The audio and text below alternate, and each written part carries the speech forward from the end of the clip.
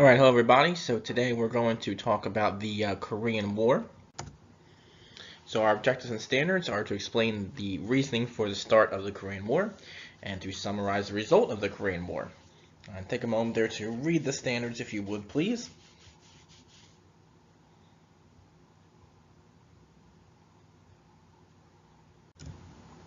And our desired result is what events were important to the Korean War. So World War II ends. At the end of World War II, Korea was divided along the 38th parallel. North of that latitude, Japanese forces surrendered to Soviet forces, so the northern part of Korea would remain communist or under communist control, and Japanese troops south of that latitude surrendered to American troops, so that would be the more democratic region. So South Korea was under democratic control. The northern part of Korea was based on industry, while the southern part was more rural, more agricultural based, things like that, farming. And both countries were supported by either the Soviets or the Western nations. By 1949, both the United States and the Soviet Union forces had mostly withdrawn from Korea. But the Soviet Union did not believe the U.S. would support South Korea, so they supplied North Korea with weapons and money. The communists and the Soviet Union said, hey, the Americans, they will not continue to support South Korea, so we can give North Korea weapons and money and try and expand our control of this country. So on June 25th, 1950, North Korean forces crossed the 30th parallel into South Korea. The surprise attack did work, and North Korean troops moved quickly through the country of South Korea. So determination and response. President Truman saw this act of aggression as a test.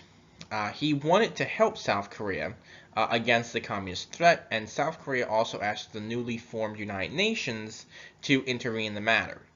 Now, the Soviets were not at the Security Council vote because they were protesting the addition of Taiwan to the International Organization of the UN.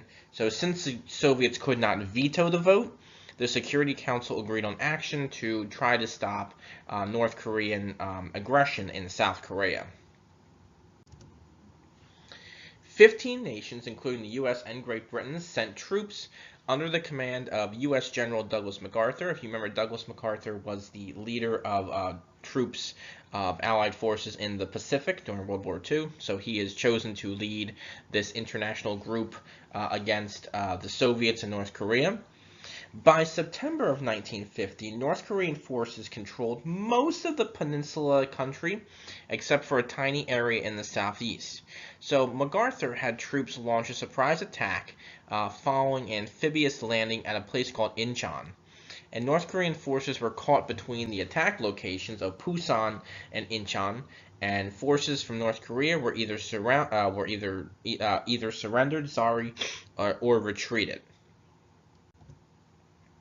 Now, the UN forces were able to push the North Koreans back across the 30th parallel, and North Korean forces were then pushed back to the Yalu River along the border with China. Now, this is interesting. The Chinese began to feel threatened by the UN troops, mostly from the US and a fleet of US ships off their coast. And in October of 1950, the Chinese sent 300,000 troops into North Korea. Remember, China was and is a communist country, so they decided to support North Korea because it's a communist nation as well. They're also feeling threatened by the United States.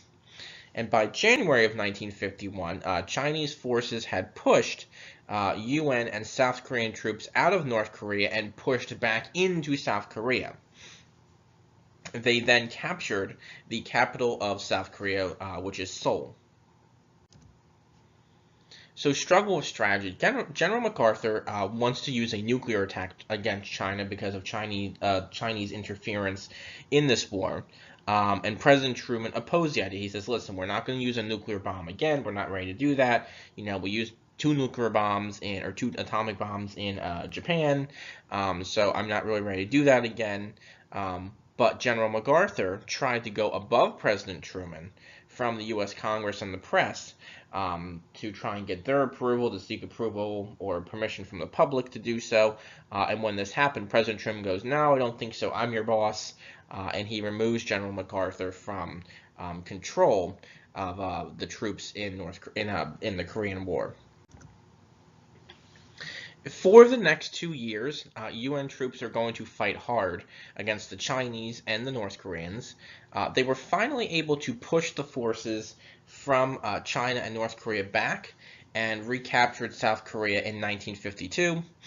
In July of 1953, the UN forces and North Korea signed a ceasefire agreement, meaning that they were going to stop fighting, and the border between the two countries was set near the 30th parallel again, where it is today. And unfortunately, 4 million civilians and soldiers did die during the war.